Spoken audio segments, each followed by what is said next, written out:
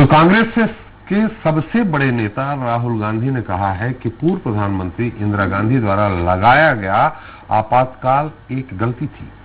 राहुल ने बड़ी बात उस वक्त कही जब पश्चिम बंगाल समेत 5 राज्यों में विधानसभा चुनाव का ऐलान हो चुका है।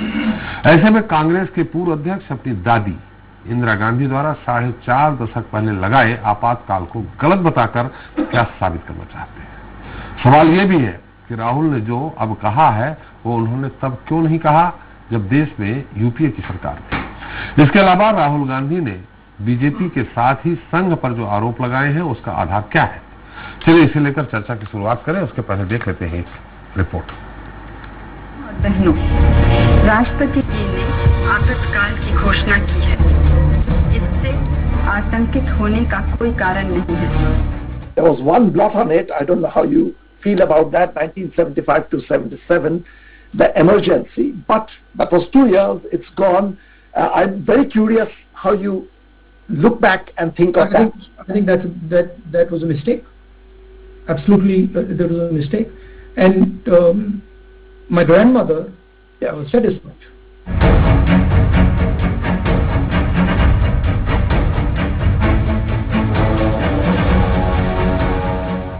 देश में 1975 से 1977 तक लगे आपातकाल को कांग्रेस के पूर्व राष्ट्रीय अध्यक्ष और वायनाड से सांसद राहुल गांधी ने गलत बताया है और अब उनके इस बयान पर घमासान भी मचा हुआ है। बीजेपी नेता लगातार राहुल पर निशाना साध रहे हैं। केंद्रीय मंत्री मुख्तार अब्बास नकवी के मुताबिक राहुल गांधी माफी मांगते थक जाएंगे, लेकिन उनके गुनाहों की गिनती खत्म नहीं होगी। इमरजेंसी में जिन लोगों ने अपनी जान गंवाई, जिस तरह से उन्होंने लोकतंत्र की हत्या की, ये माफ करने लायक नहीं। इनकी गुनाहों की गली के हर मोड़ पर इनके गुनाहों के ढेर दिखेंगे। इधर मध्य प्रदेश के मुख्यमंत्री शिवराज सिंह चौहान ने कहा है कि इमरजेंसी लगने के इतने वर्षों बाद राहुल गांधी जी को एहसास हुआ कि तब जो हुआ वो गलत था। आज के समय में जब पीएम मोदी के बारे में जिस ढंग से बेहुदा टिप्पणियां राहुल जी करते हैं, कई वर्षों बाद उनकी ट्यूबलाइट जलेगी और तब उन्हें आज की गलती के लिए भी माफी मांगनी पड़ेगी। अब इतने पीछे उनका सोच चलता है, तब की बात उन्हें लग रही कि अब गलती थी। हालांकि देर आए दुरुस्त आए। प्रधानमंत्री जी के बारे में जिस ढंग की बेहुदी टिप्पणियां वो कर देते हैं, एक दिन उनको पता नहीं कब ट्यूबलाइट जलती है, कब उनको पता चलता है कि गलत था, लेकिन फिर उनको गलती लगे। दूसरी ओर कांग्रेस का कहना है कि आपातकाल सही था या गलत, इसे लेकर बहुत बहस हो चुकी है। कमलनाथ सरकार में मंत्री रहे पीसी शर्मा के मुताबिक आज की स्थिति भी आपातकाल जैसी है। देश में अघोषित आपातकाल चल रहा है। सवाल इस बात का है कि आज आपातकाल नहीं है, लेकिन अघोषित आपातकाल मध्य प्रदेश और देश में चल रहा है। कोरोना है ये कहा जा रहा है भोपाल और मध्य प्रदेश में, लेकिन सब काम हो रहे हैं, लेकिन धरने प्रदर्शन नहीं कर सकते। यही तो आपातकाल है।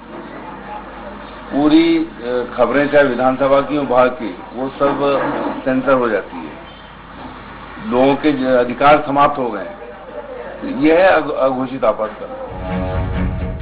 बता दें कि अमेरिका के कॉर्नेल विश्वविद्यालय में प्रोफेसर और भारत के पूर्व मुख्य आर्थिक सलाहकार कौशिक बसु के साथ हुई बातचीत में राहुल गांधी ने कहा कि वो कांग्रेस में आंतरिक लोकतंत्र के पक्षधर हैं। उन्होंने कहा कि कांग्रेस ने भारत की स्वतंत्रता के लिए लड़ाई लड़ी, देश को उसका संविधान दिया और समानता के लिए खड़ी हुई। इस दौरान जब आपातकाल पर प्रोफेसर कौशिक ने उनसे सवाल किया तो इसके जवाब में राहुल गांधी ने स्पष्ट शब्दों में कहा, मुझे लगता है वो एक गलती थी। हाँ, वो एक गलती थी और मेरी दादी ने भी ऐसा कहा था।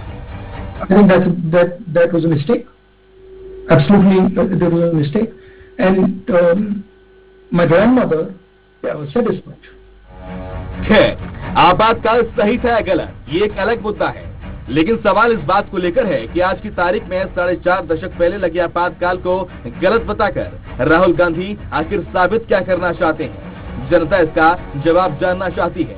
Bureau report, Swaraj express. तो राहुल गांधी ने कहा कि इमरजेंसी गलत थी, लेकिन उन्होंने ये भी कहा कि जो अभी हो रहा है और जो उस समय हो रहा था, दोनों में काफी फर्क है। राहुल के मुताबिक कांग्रेस पार्टी ने कभी भी भारत के संवैधानिक ढांचे को हथियाने की कोशिश नहीं की। पार्टी संगठन इसकी अनुमति नहीं देता है। अगर हम चाहें भी तो ऐसा नहीं कर सकते हैं। वहीं आरएसएस पर निशाना साधते हुए राहुल गांधी ने कहा कि आरएसएस जो कर रहा है वह मौलिक रूप से कुछ अलग है। संघ अपने लोगों से संस्थानों को भर रहा है। यहां तक कि अगर हम चुनाव में बीजेपी को हराते हैं तो हम संस्थागत ढांचे में उनके लोगों से छुटकारा पाने के लिए अपने लोगों की भर्ती नहीं करेंगे। खैर, राहुल ने आपातकाल को गलती क्यों बताया और बीजेपी के साथ संघ पर उन्होंने आरोप लगाए हैं, उसका क्या आधार है, चलिए इस पर चर्चा शुरू करते हैं। जिसके हमारे साथ स्टूडियो मौजूद है बीजेपी नेता विकास बोंद्रिया जी हैं। विकास जी, आपका स्वागत है। कांग्रेस प्रवक्ता दुर्गेश शर्मा जी, आपका स्वागत है। और एक बार फिर हमारे साथ वरिष्ठ पत्रकार अवधेश भार्गव जी हैं। दुर्गेश जी, अचानक इस तरह से आपके कांग्रेस के सबसे बड़े नेता का कह देना कि हाँ वो गलती थी, अभी तक मुझे नहीं लगता किसी बड़े नेता ने इस तरह से कहा हो आपातकाल गलती थी। नहीं भैया, पहले भी एक दो बार कांग्रेस पार्टी ने आपातकाल के ऊपर अपनी माफी जनता के सामने रखी थी। पार्टी जी, बड़े नेता का क्या मतलब होता है? पार्टी हमारी सर्वोपरि होती है। नहीं, अभी हम तो सिर्फ राहुल जी की बात कर रहे हैं। नहीं सर, राहुल जी की बात कर रहे हैं। आज से पहले इस तरह की कभी कोई आपने मुझसे सवाल नहीं किया। मैं छोटा सा अदना सा कार्यकर्ता हूं जी, तो मुझे कभी इस पर अपने विचार रखने का मौका नहीं मिला जी। राहुल गांधी जी से सामने से सवाल आया, उन्होंने उस चीज का जवाब दिया। तो कांग्रेस पार्टी में एक हमारे पास वो तो आंकड़े नहीं है कि कब कब राजीव जी से या खुद इंदिरा जी से जी कब पूछा गया कि आपातकाल सही है कि नहीं, वो आंकड़े तो नहीं है भैया। लेकिन इस लेवल के नेता पर जी, जो राष्ट्रीय अध्यक्ष भी रहे हैं और अभी भी वही सबसे बड़े नेता हैं, वो अगर ये कहें कि आपातकाल हाँ वो गलती थी और हमारी दादी ने भी इसको स्वीकारा था, इस कारण ही बहस का मुद्दा हुआ। बिल्कुल सही ना। मैं उस पर आपके मुद्दे पे बहस वो नहीं कह रहा। मुद्दा अच्छा है और उस पर चर्चा होना चाहिए जी, क्योंकि जब चर्चा होगी तो सत्य सामने आएगा। जी, आपातकाल लगा, इसीलिए आपको आमंत्रित बिल्कुल बिल्कुल आपातकाल लगा जी, उसकी सजा हमें मिली जी, खामियाजा हमने भुगता। हमारे राष्ट्रीय नेतृत्व पूरे देश को एक दिशा देने वाली आपातकाल लगाने वाली इंदिरा जी भी चुनाव हारी जी, हमारी सरकार सत्ता में से बाहर हो गई, जेल भी गई, बिल्कुल जेल गई जी, सब हुआ। जो परिस्थितियां हमारे सामने हो सकती थी सारी परिस्थितियों को हमने फेस किया। जनता के सामने अपनी गलती भी मानी, गलती जनता ने स्वीकारी, आशीर्वाद दिया। आपातकाल के तुरंत बाद में हम पूर्ण बहुमत से देश में फिर से सरकार में आए।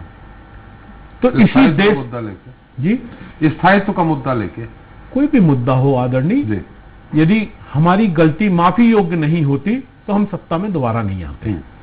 इसी भारत की जनता ने हमें माफ किया था ना, और इसी जनता की सेवा करने आज हम जिस वजूद पे बैठे हैं या जो आज हम चर्चा कर रहे हैं, या जो सबसे बड़ी बात जो इस देश को कांग्रेस पार्टी ने दी है, स्वतंत्रता और अपनी बात को रखने की स्वतंत्रता, हर बात पर चर्चा करने की स्वतंत्रता, उसके कारण आज हम लोग इन सब बातों पर चर्चा कर रहे हैं।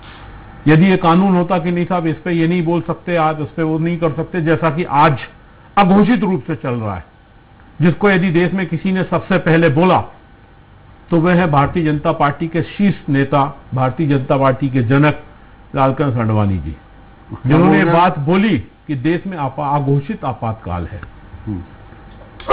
और आज स्थिति वही है। कांग्रेस ने घोषित आपातकाल लगाया था, तो मतलब खामियाजा भुगता।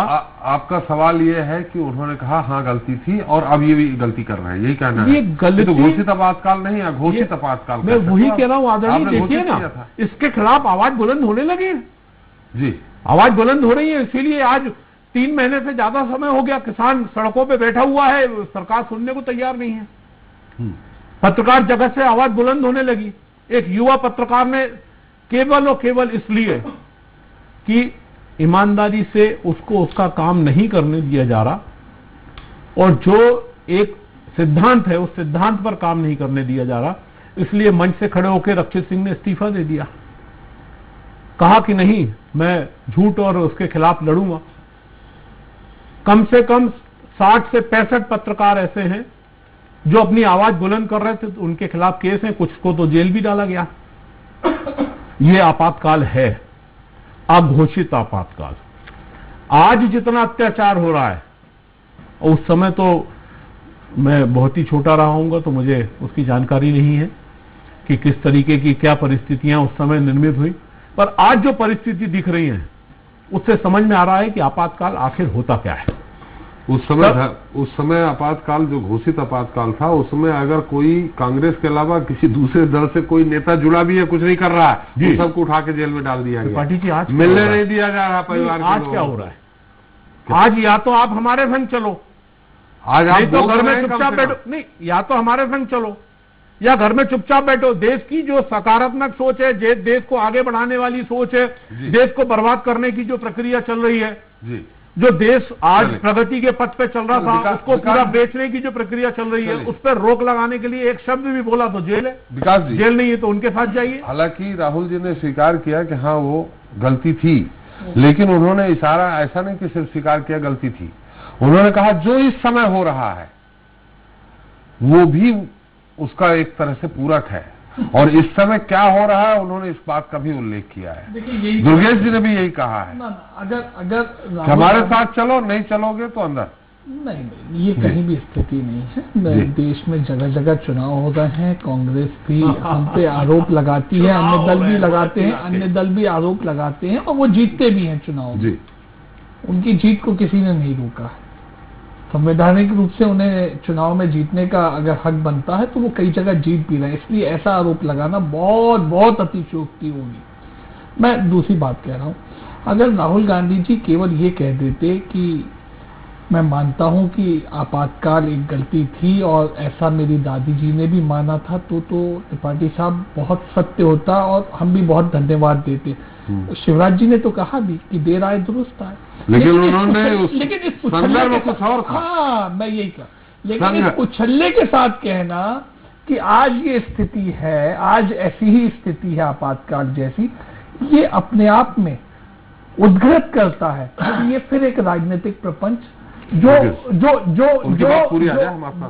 पक्ष में रह के, सत्ता में रह के वो प्रपंच आपातकाल लगा के कर सकती थी कांग्रेस, उसने उस वक्त वो किया।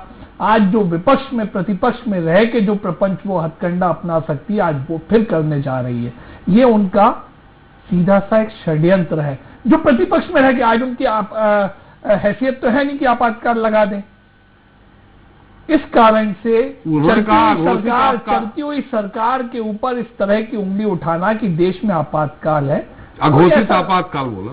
हाँ, घोषित ही की तो बात कर रहा हूँ, क्योंकि घोषित की स्थिति तो सबको पता है कि 75 में क्या थी और आज क्या है। जी ने कहा कि सबसे पहले आपके बड़े नेता ने कहा है। नहीं, देखिए, आडवाणी जी का जो उस वक्त कथन था वो आपातकाल की उस स्थिति पर नहीं था कि सत्ता दल या सरकार किस तरह से एक्ट कर रही है। वो इस मंशा से था कि देश में आंतरिक और बाहरी संकट हमारे ऊपर किस तरह के हैं। उस वक्त आपातकाल क्या पता कि जारी किया गया था कि देश में इंटरनल एक्सटर्नल सिक्योरिटी बड़ी खतरनाक स्टेज तक पहुंच गई है, जबकि स्थिति क्या थी कि हाई कोर्ट ने श्रीमती इंदिरा गांधी, स्वर्गीय श्रीमती इंदिरा गांधी जी के इलेक्शन को निरस्त कर दिया था। उन्हें हटना पड़ता था प्रधानमंत्री के पद से, सीधी सी ये बात थी, इसलिए वो आपातकाल था। इंटरनल और एक्सटर्नल सिक्योरिटी का तो केवल एक एक्सक्यूज था। आज स्थिति, अगर देश में इंटरनल एक्सटर्नल स्थिति उस दिन किसी को लगती है और वो कहता है कि वैसी स्थिति है, लेकिन फिर भी सरकार लोकतांत्रिक ढंग से चीजों से निपट रही है, तो ये सरकार की उपलब्धता है। ये सरकार के लिए कोई धक्के वाली चीज नहीं है। और देखिए, राहुल गांधी जी अपने केवल इसी मंतव्य को जाहिर करना चाहते हैं आपातकाल एक गलती थी, तो उन्हें तो इसके लिए स्पष्टता अलग से आना चाहिए, प्रेस कॉन्फ्रेंस करनी चाहिए और केवल इसी मुद्दे तक सीमित रहते हुए बात कहनी चाहिए थी, तब तो हम सब मान लेते। दुर्गेश जी के आरोपों कि कहीं उनके मन में कहीं पवित्रता आई है। उत्तर ही नहीं दिया आपने। दुर्गेश जी तो हम मनगढ़ंत आरोप लगा रहे हैं। दुर्गेश जी आज की परिस्थिति स्थिति पर आरोप लगा रहे हैं, क्या दिक्कत है आज क्या त्रिपाठी साहब किसी अखबार को अपने आप को सेंसरशिप से गुजरना पड़ता है? क्या कोई राजनीतिक दल के नेता अंदर हैं? क्या वो सभाएं नहीं कर सकते? क्या वो आंदोलन नहीं कर सकते? आप किसान आंदोलन को दुर्गेश जी कह रहे हैं कि आपातकाल जैसी स्थिति सरकार सुन नहीं रही। मैं दोनों बातें कहता हूं दुर्गेश भाई जी। नंबर एक, इस किसान आंदोलन के नेताओं से 11 दौर की बातचीत और सरकार का एक्सेप्टेंस कि हम पॉइंट टू पॉइंट डिस्कस करते हैं, जो कम सुनिए ना, एक मिनट, मुझे 1 मिनट, जो वो कह रहे हैं उन मुद्दों पर चर्चा हुई ना, नहीं हुई होती तो 11 बार की बात ही नहीं आती ना। अब कोई लोकतांत्रिक व्यवस्था में कोई ग्रुप ऑफ पीपल, भले वो 1000 का हो कि लाख का हो, अगर 125 करोड़ के देश में अड़ जाए तो सरकार को क्या करना चाहिए? निर्णय करना चाहिए। सरकार ने अपना प्रस्ताव दे दिया, सरकार ने अपना प्रस्ताव दे दिया कि हम इसमें वांछित संशोधनों के लिए तैयार हैं, ये हमारा प्रस्ताव। अब 1 मिनट सुन लीजिए, आप किसान मुद्दे पर मत जाइए, मैं दूसरी बात और कह रहा हूं। नंबर 1, सरकार का इमरजेंसी की बात हो रही है। हाँ, इमरजेंसी में मैं आ रहा हूं ना, दूसरी बात, और किसान आंदोलन की बात आप कर रहे हैं। अगर हजारों किसान आंदोलनरत रहें और सरकार उनको इस आंदोलन करने के लिए सहूलियत भी दे रही है और सहमति भी दे रही है, तो क्या ये आपातकाल की स्थिति? देखिए, लॉ एंड ऑर्डर, लाइन काट के, हाँ, लाइन कहीं नहीं कटी है, लाइन कहीं नहीं कटी है, लाइन कहीं नहीं कटी है। लॉ एंड ऑर्डर के लिए बैरियर्स लगाना है, अब उसे आप किलो की विकास जी वैसे बैठे हैं इस मुद्दे पर, थोड़ा वो लॉ एंड ऑर्डर की दृष्टि से स्थिति जनवरी को दुर्गेश जी आप ही के पास आ रहे हैं। मुझे लगता है कहीं भी कोई ऐसी अपनी स्थिति नहीं है देश में। लोग यहाँ बात इस बात की अवधेश जी की आपातकाल और राहुल गांधी जी, 1 मिनट, आपातकाल को लेकर के उन्होंने जो बात कही है कि गलती थी, लेकिन उसको उन्होंने इशारा कहीं और किया है, आप भी जानते हैं। देखिए, राहुल गांधी जी ने एकदम से अपने विचार नहीं व्यक्त किए, उनसे सवाल पूछा गया कि आप आपातकाल के बारे में क्या कहना चाहते हैं, तो उन्होंने कहा आपातकाल लगाना भूल थी, यानी बात का बतंगड़ नहीं बनाया जाना चाहिए।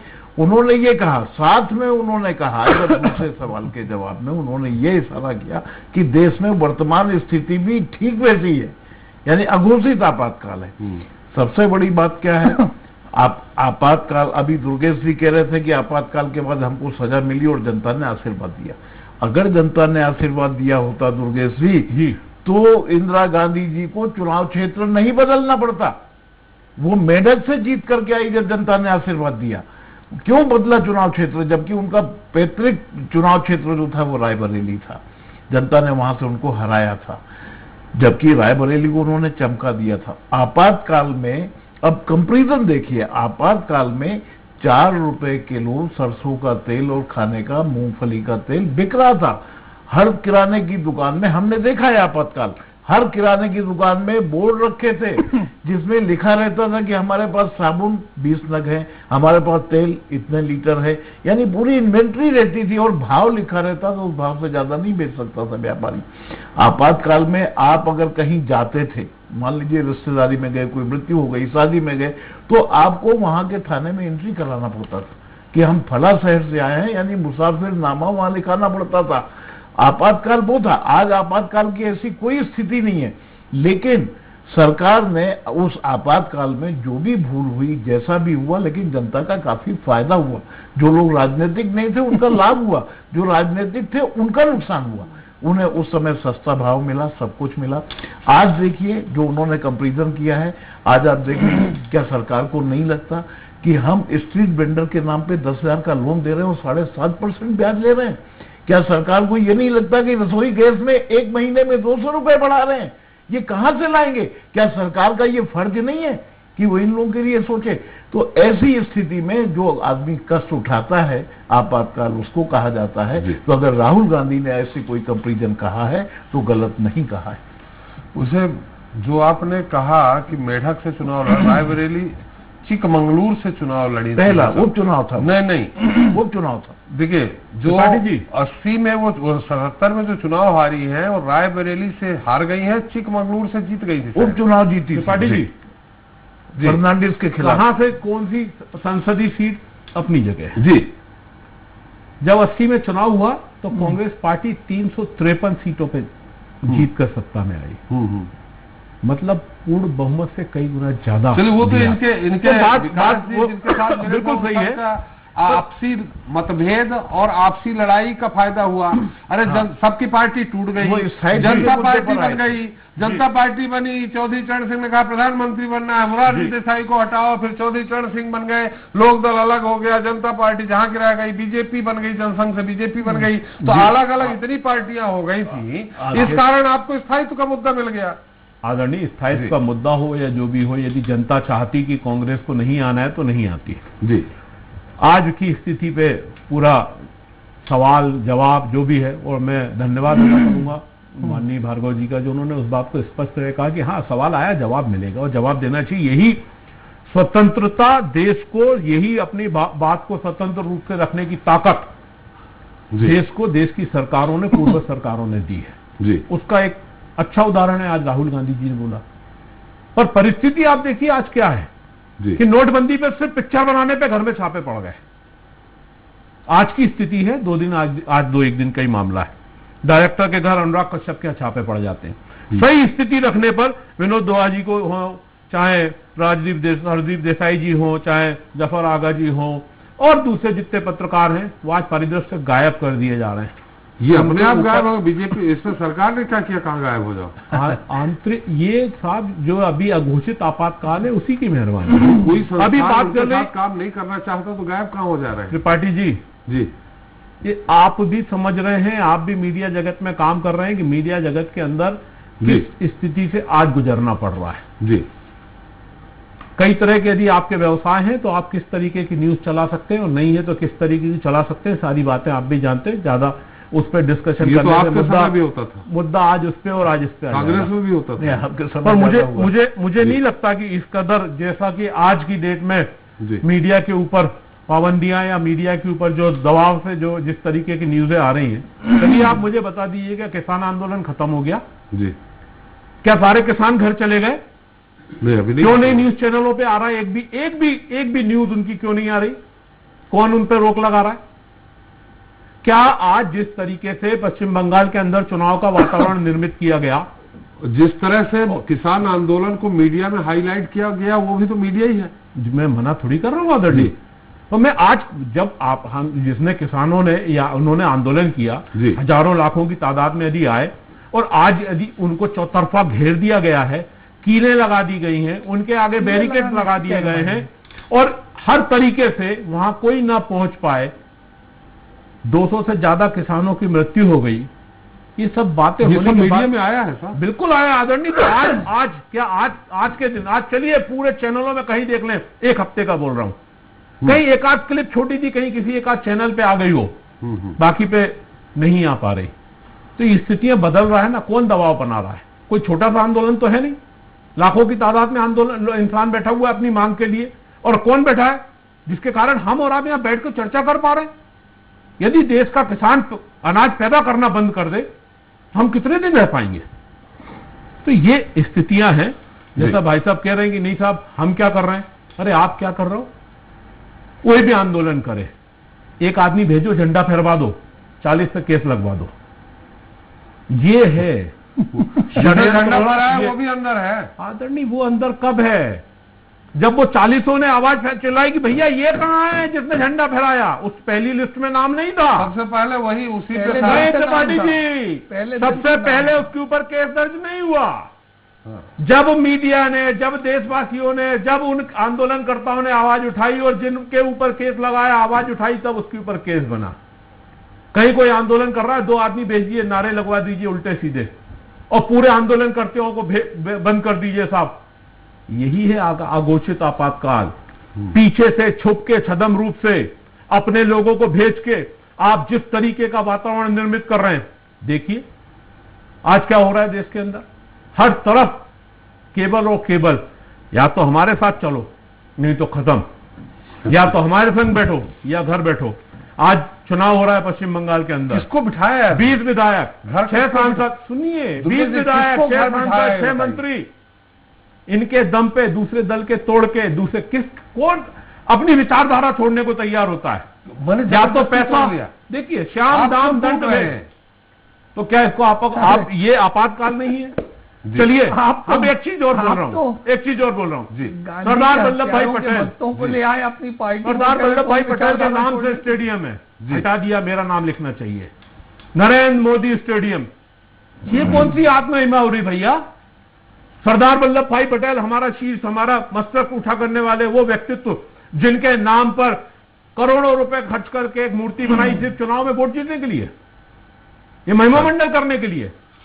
चलिए, और इतना बड़ा स्टेडियम बनाया सरदार वल्लभ भाई पटेल के नाम से। वो स्टेडियम होता तो पूरे विश्व में हम गरिमा के संग कहते हैं कि ये वही ताकत है जिसने देश को एक ताकत के संग में आज हिंदुस्तान को इस ताकत के संग खड़ा किया है। अब क्या कहें, ये वही है जिसने नोटबंदी करी, ये वही है जिसने जीएसटी करी, या ये वही है जिनके कारण आज आंदोलन हो रहा है, किसान मर रहा है? दुर्गेश जी, समय भी हमारा कम है। विकास जी, आप अपना उत्तर दीजिए, फिर एक टिप्पणी। क्या टिप्पणी करूं साहब? अरे आप फिजूल के आरोप लगा रहे हैं। फिजूल का आरोप नहीं है। मतलब पुलिस कोई काम करे, सरकार कोई काम करे, उस पर यही आरोप लगा देना तो कि आपके आप लोग ही क्यों ने मिलते भैया? करके सब कराया, अपराध करवाया और फिर आप ही पकड़वाएंगे। अरे आप ही के लोग क्यों पकड़ाते हैं? बात हुई कोई हमारे मध्य प्रदेश के अंदर नकली शराब आपकी नेत्राणी, अब नकली शराब आपका मंडल का अध्यक्ष, आपने उसको पार्टी से निकाला, उसके खिलाफ एफआईआर होने पे। देखिए दुर्गेश जी, थोड़ा सा आप ही का नाम लूंगा ना साहब, जवाब करोगे तो थोड़ा सा संतुलन रखिए। अगर राहुल गांधी जी को देर सवेर समझ में आ रही है तो वो तो हम कह रहे हैं, कोई बुराई नहीं है, कोई बुराई नहीं है। आप मुझसे कोई चीज का सवाल पूछिए, मैं जवाब दूंगा। मैं तो आपसे कह रहा हूँ, आप तो थोड़ा समझने का प्रयास करिए। इतना क्यों बोखलाहट की? अरे भैया, आरोप लगा देना। अरे आप तो ईमानदारी से मानो कि हिंदुस्तान में अघोषित आपातकाल लगाया हुआ है। आप तो दिल्ली से बात बोलो कि गोधरा में क्या हुआ था। है माफी मांगने की हिम्मत, है बोलने की हिम्मत। ये सब समझते हैं दुर्गेश भाई, हम भी समझते हैं और आप नहीं समझना चाह रहे। आप इस बुलंद आवाज के साथ में इस बात का थप्पा पीट सकते हैं कि आज अघोषित आपातकाल है, इसका मतलब है कि कोई आपातकाल जैसी परिस्थिति नहीं है। आप स्वच्छंदता से प्रतिपक्ष का रोल अदा कर सकते हैं, लेकिन सकारात्मकता भी तो रखिए। आपके प्रोदा लालचंद्र अडवाणी कह रहे हैं आपातकाल है। मैंने नहीं, कहीं नहीं कहा। उन्होंने कहा अघोषित आपातकाल है। मैं खंडन करता हूँ, मैं सुना देता हूँ। चलिए, हमारा समय। मैंने इस बात का स्पष्टीकरण पूर्ण रूप से दे दिया। उन्होंने किस ये संदर्भ में बात को ना में डालने की जरूरत नहीं है। जो सत्य है वो सत्य है। राहुल गांधी जी के साथ में छुपाने की बात मत करो। देश में अघोषित आपातकाल लगा रखा है। संदर्भ के साथ में सब बातें बोल कर जाते हैं, उल्टा सीधा कह जाते हैं। काय को कहा भैया? चलिए, हमारा समय समाप्त हो गया। संदर्भ में उन्होंने बात कह दी, नहीं तो कभी नहीं कही थी। जैसा त्रिपाठी साहब ने पूछोगे तो बात करेंगे ना। यूपीए की सरकार थी। मोदी जी जवाब दे रहे हैं कि लालचंद्र अडवाणी जी की बात है। एक बहुत साधारण सी बात, अगर राहुल गांधी जी के मन में ऐसा कोई मर्म होता तो मध्य प्रदेश की कमलनाथ सरकार ने जब मीसा बंदियों को मिलने वाली सम्मान निधि के ऊपर ऐतराज करते हुए अपना सरकारी आदेश जारी कर दिए थे, उस वक्त राहुल गांधी जी तो भाई आदेश जारी करे थे कि जो मीसा बंदी है, सुन लो, आदेश जारी ये करे थे जो मीसा बंदी है वो अपने दस्तावेज प्रस्तुत करे। सरकार में 60 साल नौकरी करने के बाद भी आदमी को जीवित होने का प्रमाण पत्र देना पड़ता है। आपको प्रमाण पत्र देने में डर किस बात का? पैसा मेरा ले रहे हो, जीवित होने का प्रमाण पत्र देने में क्या ले हो? ये सब मैं टैक्स देता हूँ। अरे भाई, मैं टैक्स देता हूँ। मेरा पैसा, आपका पैसा कोई व्यक्ति को मिल रहा है, वो अपने जीवित होने का प्रमाण पत्र देने से डर रहा है। त्रिपाठी साहब, मीसाबंदी में आदमी कौन बंद हुआ, जीवित है, मृत है, क्या है, कौन पैसा ले रहा है, यदि ये पूछ लिया सरकार ने तो क्या गलत किया? यही पूछा था। नहीं भाई, यही प्रस्तुतिकरण का आपका तरीका है। उन्होंने तो उसको बंद करने का आदेश दिखा दीजिए। बंद करने का आदेश दिखा दीजिए। वो तो जनता, अरे बंद करने का आदेश दिखा दीजिए। चलिए, हमारा समय बना लिया था, वही स्टेजेस थी, वही टेक्नोलॉजी उन्होंने पकड़ ली थी। समय हो गया, माफ करिएगा भार्गव जी, हम आपसे टिप्पणी दे पाएंगे, हमारा समय आगे बढ़ गया है। बहुत बहुत धन्यवाद विकास जी आपका, दुर्गेश जी आपका और अवधेश जी आपका हमारे साथ चर्चा में शरीक होने के लिए। तो राहुल गांधी ने जो कहा है वो 1975 में लगी इमरजेंसी का इफेक्ट या फिर चुनावी शगुफा, इसी लेकर सबकी अलग अलग राय है। लेकिन राहुल ने संघ और केंद्र सरकार को लेकर जो सवाल उठाए हैं उसके बाद वो पूरी तरह से बीजेपी के निशाने पर आ गए हैं और काफी हद तक ये सवाल सही भी है कि देश में यूपीए शासनकाल के दौरान राहुल ने आपातकाल को लेकर ये बड़ी बात क्यों नहीं कही। क्या सही है और क्या गलत है, ये जानना जनता जानती है। इसी के साथ जनता मांगे जवाब में इतना ही। मुझे दीजिए इजाजत। नमस्कार।